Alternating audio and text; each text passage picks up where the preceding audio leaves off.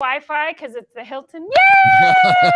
Here we are. We're live. Yes, Okay, Merrill welcome Chandler everybody. and Jennifer Welcome. Hammond. Woohoo! We are, and as you can probably see, I am traveling. And Merrill, I think you're home base right now, right? I'm at Fundability headquarters. There you go, Fundability headquarters. So I guess so. This week, it's been a couple weeks. I was traveling actually overseas into Italy, which was really fun. That's another video. Yeah, we'll do Fundability in Italy at another time. Well, I was just gonna say, I was looking at hotels over there. I got to tell you, there's so much opportunity across the world. It's amazing. Anyway, let's talk about fundability. This has been a question I just recently had. More real estate investors are asking me about fundability. And in 2023, now we're in March of 2023, and people are, there's so much uncertainty, and inflation seems a little bit scary and out of control. And, the Fed seems to keep, raising interest rates. And I just want to say, it seems like there's just all this alarm and scariness. And so what can people do to really be at cause over their own ability to get funding, especially so many people? One thing I found from COVID is I have more people who want to be a real estate agent. I have more people who want to have their own business, whether it's a home inspection business, a real estate investor. So entrepreneurs on all stripes, zebras and spots, what do they need to do to be able to survive all of the uncertainty? The next year or two, right? Yeah. Well, first of all, let's remind everybody of the hope that this is my 5th recession. I was an adult. Now I'm aging myself. I was an adult when the oil crisis in the 70s, and then it went up to 17% interest. Mortgages were 15%. So, and we always come back. But I've used this example in situations. Everybody knows what a wrist rocket is, a slingshot, right? Right. All we're going through right now is a drawback period. And the greater the tension on that drawback, the farther we can launch forward, right? Yep. So if we can frame our pain and suffering, are the difficulties, the harshness, as just dynamic tension. You're not depressed. We don't have to be depressed. We don't have to be discouraged. Even if we lose our jobs, we always bounce back, you guys. Right. All of us have always, we're resilient. But remember that the more these times, this drawback period allows us, remember, we aim not while we're just walking around. We only aim in the drawback because we want to hit something. Right. So remember that this opportunity may be where you pivot to becoming an entrepreneur, opening your own business, starting in real estate. Maybe you have nothing to lose. And so that was the internal motivation where you're like, I'm all in. I'm just going to do it. So just remember, you only aim a slingshot when you're drawing it back, when there's stress, when there's tension. Pick the target, because now is the time to pivot. COVID was a perfect example. There were companies all over pivoting to address something that they had never thought they could before. Everybody went home. My business, we went all online, 100%. My entire staff now works remotely because something outside of us forced us to take a look where we were all in our comfort zones. And you guys know as well as I do, you know this especially well. I've known you for a very long time, Jennifer. We know that there is no growth in a comfort zone. There is no expansion in a comfort zone. There is no opportunity in a comfort zone. So let's take advantage of the stress and the strain and the outrageousness that's going on, because interest rates are not going to drop for a minute, right?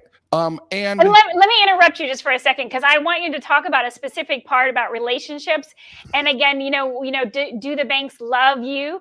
Specifically, because I had a story this week. I was traveling, and one of the people, I was traveling with a big group, and I got to meet this husband and wife, and they own 11 companies. And one of the things she was telling me, she said, so do you know, they decided, get this, in Florida, they decided to open up a snow park.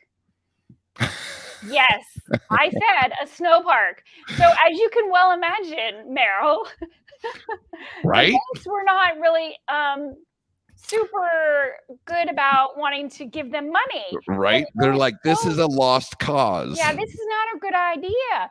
And the irony is they ended up going through, I think they went through, I think she told me like 15 banks. And from national banks to local banks, and she just they wouldn't, and then nobody would fund them. And they had the full business plan. They really had, they have other businesses, so they weren't going to take on a project they really felt like was going to be a risk. They Right. really are amazing business people, the husband and wife. I mean, just amazing. But I loved her story. She said we ended up having to take all the money that we got was great money, but it was because they had a relationship with this bank for, and I think it's something like 15 years. And they're Yeah. not anywhere around Florida. They don't normally lend in Florida, certainly not for something like a snow park. Right. I was just dying. I mean, I was laughing so hard as she's telling me the story. And I thought, it's such a perfect story about, does your bank love you? I mean, they're relatively new to Florida, not totally new. I mean, a couple years, but still, That's the bank they new went back in banking to, life. A 500-year banking lifespan. Yeah, that's kind of new, right? kind of new. Yeah, So but let's talk those about that. relationships. So you guys, that's how we went. So on the financial side, we talked about the emotional resilience. That just punch through, just keep going. Don't ever quit. Just keep moving. I don't care if it's an inch at a time. The way we develop a long-term strategy so we can weather every single storm that comes up, prosperous times and hard times, is by developing these banking relationships.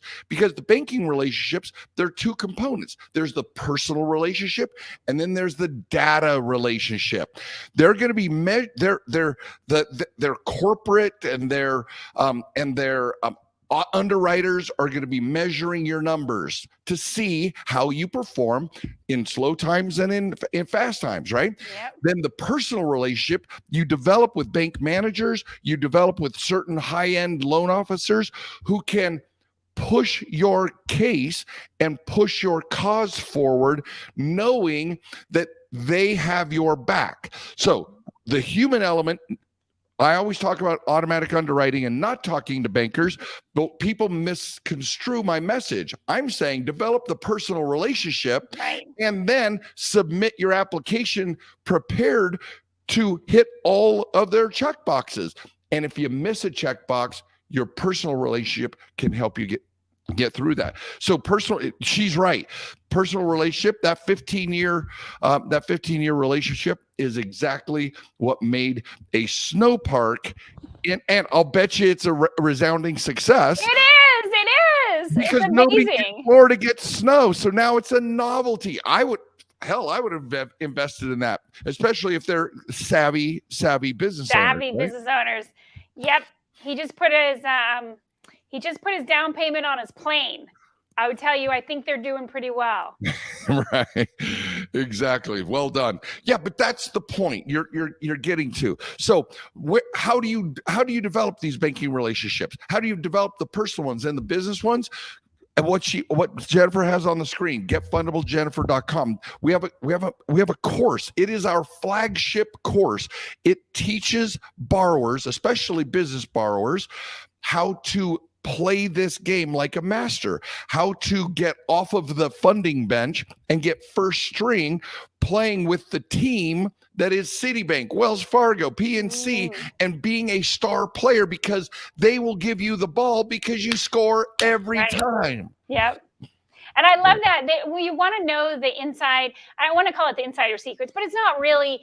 In some ways it is, but again, it's nothing illegal. It's nothing inappropriate.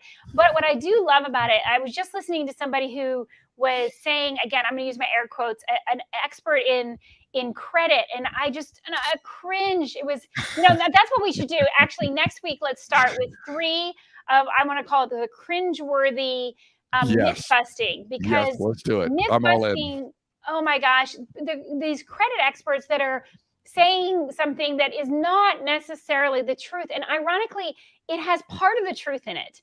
And when you're looking at your future with your business, with anything that you're going to do, real estate investing, as a real estate agent, we are our own business owners. We own our own business. We are responsible for everything that we need, including, I thought it was such a bizarre thing when I first got into real estate, that it's so tough as a real estate agent to get your own mortgage. And I was like, wait a minute, that seems like we should be like a shoo-in, because we're referring all this business to the mortgage people. And then they're like, well, but you're a 1099. We need to see all of the profit loss. We need to see. And you're like, what? Yeah, see, that is the magic that we talked to Stephen about how to create a fundable entity if you are a 1099 or a real estate agent, how to actually become highly attractive to banks, right? Yes. I'm telling you. By the way, so people can dial into it on Get Fundable Business TikTok. Get Fundable Business TikTok. I am now doing every single day. I'm rolling out the 500 plus myths. So check that out if you want to stay in tune. Subscribe, like, love. One time I said, love and follow. I didn't know what the language is. I'm a freaking boomer. I'm like, how do they do this? I don't even know how they do this. Like, love, share, follow, just validate me. All of the above. Well, I got to run because I have another live event. It's International Women's Day today. Yay! Yes. International. So we're only celebrating international women, not national women. All women. We're all international. I'm international to the French. To the French. I'm international to the Italians, right? Very good. Very good. Then I'm all in. Let's celebrate. Good. Let's celebrate all of you. Okay. All of the women. Thank you, Merrill. It's always a pleasure. So next week we'll do myth busting. Okay. All right. Bye now. Bye-bye.